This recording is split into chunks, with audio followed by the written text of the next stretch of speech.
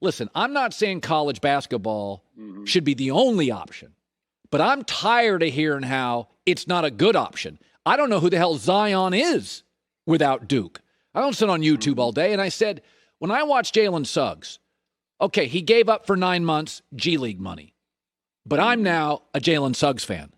I am now completely into him. I'll be rooting for him, and you went through that college process. So I know who you were going into the NBA. Do you think sometimes the NBA too often dismisses college basketball because they don't pay the athletes as just sort of a third option, when I would argue for a year it can be the best option?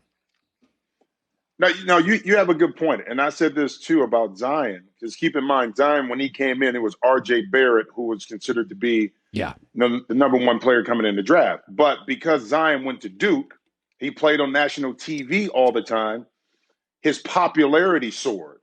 Okay, so that means the money that he received from Nike and other endorsements, that also came to the table. If he was playing in the G League or playing overseas, he wouldn't have been as popular and maybe not been the number one pick. And the same thing can be said about Jalen Suggs. Not saying that he's going to be the overall number one pick and that he wasn't on the radar, but now I think from a fan's perspective, people around, that love NBA basketball now have witnessed Jalen Suggs come to the forefront. But I think it depends on the player too. What's your end game? Some players are looking to be a professional right away, a la like some guys that play overseas. That's okay. Some guys want to be able to experience, even if it's for 1 year, the college experience, get a chance to play like we see in the NCAA tournament. So it's across the board on what people want to do, but it's trending, Colin. Unfortunately, like a lot of guys still are going to look at the alternative options in regards to either the G League or maybe playing overseas. When you see, listen, both these, there's going to be 4 first-round picks in the first round. When you watch Jalen Suggs, does he have a comp? Does he remind? I mean, quarterbacked in high school. So Mark Few told me last week he's physical, like he's a physical presence. Does he remind you of anybody in the NBA? I mean, how much success do you think he would have at the next level? Well, I mean, a lot of comparisons are in the past to like a Jason Kidd, who probably can shoot it better at this point in his career. Yeah. Because Jason was like 6'4", big, strong. I don't know if he's as fast from baseline to baseline, but the physicality is there. The playmaking ability is there. The mindset is there in regards to him being a leader. So that's a lot of the comparative that they're using a lot of the times when they're talking about Suggs, is with Jay Kidd with probably a better jump shot at this point. And then, again, the physicality of playing football is just off the charts.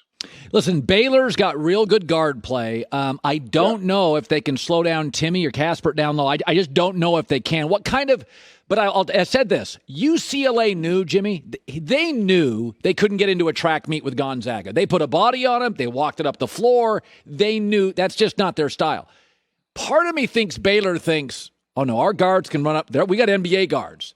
We're going to run a little bit with Gonzaga. I think it's going to be a high-scoring game. Or stylistically, what do you think we'll see tonight, Baylor Zags? Well, but you know what's interesting, Colin? Go back to the UCLA game. UCLA was only scoring 72 points a game, yet this was overtime and both teams were over 90 points. Yeah. So even though it seemed like a slugfest, it wasn't in the 50s, 60s. It was still in the 90s. And I thought UCLA did a good job of exploiting. Mick Cronin did this, almost NBA style, whether it was Jaime Jaquez or Johnny Juzang. He put those guys in a defensive disadvantage where those two players for UCLA were able to isolate and take a Corey Kispert one-on-one, a Drew Timme off the switch one-on-one. So he exposed that from Gonzaga. Now, on the flip side, Baylor, the best asset they have, you talked about, is their backcourt. Maceo T, Jared Butler, Davion Mitchell. The best way to stop the ball from getting inside is not allowing that pass to get there by your guards in the backcourt. So that's my thing, is that will Gonzaga be able to contend, one, with the pressure of the Butler guards, but also will they be able to defend and keep those quick guards out of the lane? So this is not a cut and dry Gonzaga win.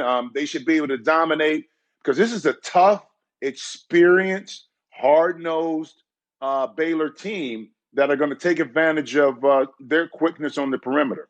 By the way, Johnny Juzang's, butchered his name earlier, is such an interesting story. Goes to Kentucky. I think he came off the bench. Then he goes to UCLA, and he's their best offensive player. And you're just like, I watched him, and I thought he's going to get drafted somewhere. I'm sorry.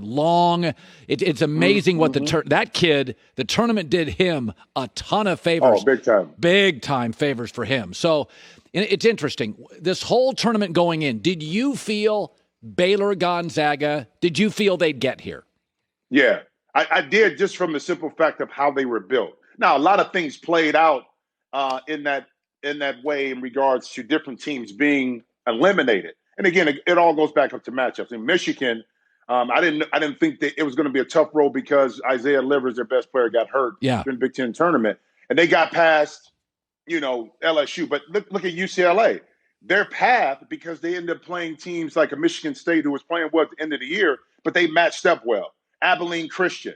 So they gained confidence. So when they finally played at Alabama and the Michigan later on, they were rolling. Okay. So, but I did believe that Baylor and Gonzaga were the two best teams and will ultimately meet in the tournament. Rarely, Colin, I'm terrible at picking teams when it comes to brackets. I'm really bad at it, but I just felt those two were the best teams all year. By the way, I don't want to get into all-time great teams, but I do feel, considering what we're dealing with now, where in college basketball, if you get a Jalen Suggs, you get him for 1 year. Mm-hmm. So I grew up with Duke and in these programs where Patrick Ewing would come back for a third or a fourth year. You don't have Tim Duncan. Yeah, I mean, it's insane to think Tim Duncan would keep coming back. But I will say, in the last 10 years, because I can picture that, I think it's the best college offense I've seen in terms of flexibility, diversity. I mean, they can shoot threes, but they don't rely on them. They can go big, but they can also be a high-tempo team. Am I overstating it, or when you watch them, do you think to yourself, boy, this last 10 years, this is special? No, it has been. I mean, you think about the last couple, they've been to a Final Four in 2017 as well. National championship game and lost to North Carolina. So they have been trending this way for quite some time. And the common denominator is that you may have a Jalen Suggs, but you have, upperclassmen that have been there. I mean, take a look. You can also put Villanova in that situation because of what they were able to do from going from a big team to a smaller team, but offensively executing because you had upperclassmen, that were there, along with, a couple freshmen that came in, that played, like Jalen Brunson that came in, but he ended up staying to his sophomore year. Yeah. So the trend there is that you got upperclassmen who are that end up developing and becoming really good college players in a system that they played 2, 3, 4 years. And so the continuity is there. And plus, I'll tell you what, Colin, coaches, when you circulate freshmen in and out, you know what you got to consistently do is teach. You got to consistently teach the little things. But when you have a team full of veterans, you're not teaching as much because you have guys that have been through the system that are also helping those young players mature offensively, but more importantly, mentally. Well, that's beautiful artwork behind you in that Indianapolis hotel. You like that? You're welcome to come and stay if you want. I think I'll hit some golf balls in L.A. today. I'm good.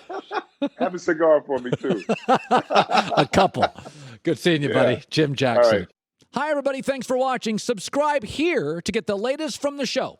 Also, be sure to check out more of the best clips from The Herd or go watch a few segments from other shows on FS1.